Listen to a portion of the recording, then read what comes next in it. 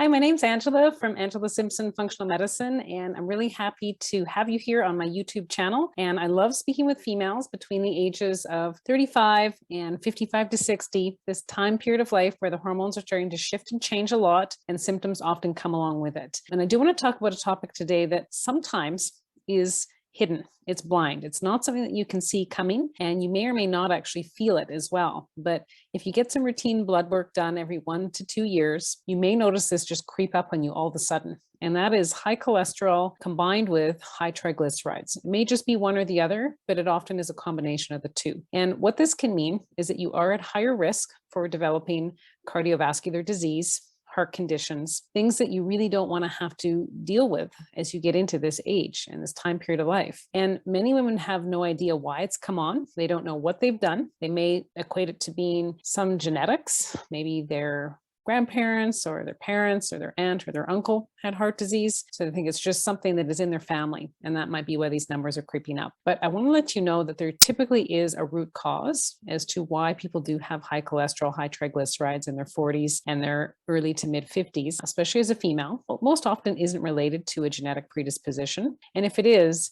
it's a very small percentage of it. We want to actually learn where the real root cause of this is. And typically what I find, because women, again, they're not often symptomatic of this. They will start to, when we really think about it and start to probe and question about where you're at with your symptoms, they will often say that they have symptoms of increased fatigue with exercise. They're getting tired more easily than they typically would. And they thought it was just really aging, nothing more. Often women do report that they're having more trouble sleeping. And this is often related to chronic inflammation, which doesn't allow us to get into deep sleep. And that chronic inflammation is part of what's driving up those cholesterols and triglyceride levels in the body. Many women also will say, if you ask the right questions, that they have some digestive issues going on as well. They're feeling like they have a bit more heartburn, they're more bloated after meals, their bowels aren't moving as consistently and well as they used to. This is also, again, related to potentially why those triglycerides and cholesterols could be high.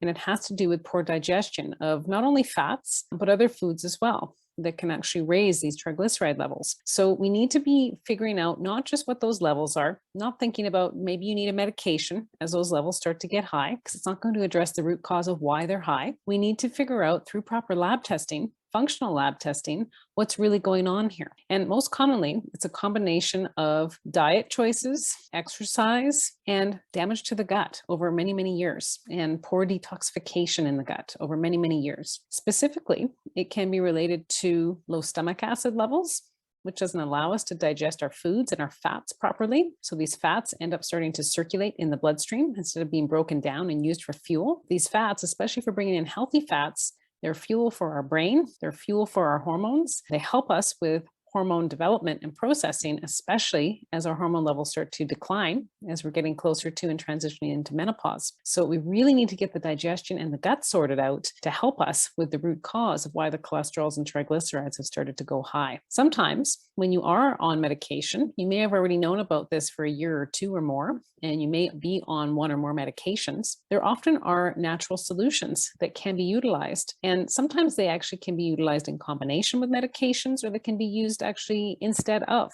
And sometimes it's important to understand and know about these strategies. So some things that I find that are very, very helpful for helping these symptoms and even the numbers start to shift when you do blood labs are things like healthy omega-3 fats coming in. They can come in from foods, things like fish, high in omega-3s, nuts and seeds as well. Having a variety of those nuts and seeds coming in on a daily basis, very, very helpful. Fish 2 to 3 times per week. Another thing that can be very helpful are foods that contain magnesium. And there's many different foods from both the plant and animal family, mostly plants, that contain magnesium. So if you are eating a healthy whole foods diet, you should be getting enough magnesium coming in. However, there are times when supplementation is necessary. Again, if the gut isn't functioning well, if you're not digesting and absorbing your nutrients as well as you could be because there's inflammation, which is very, very common. And that can happen for many different reasons over years and years and years. And often it's related to unhealthy lifestyle choices. So you may need to take a magnesium supplement to help with these magnesium levels short term while you're working on healing the gut and healing the lining of the gut, getting your nutrition,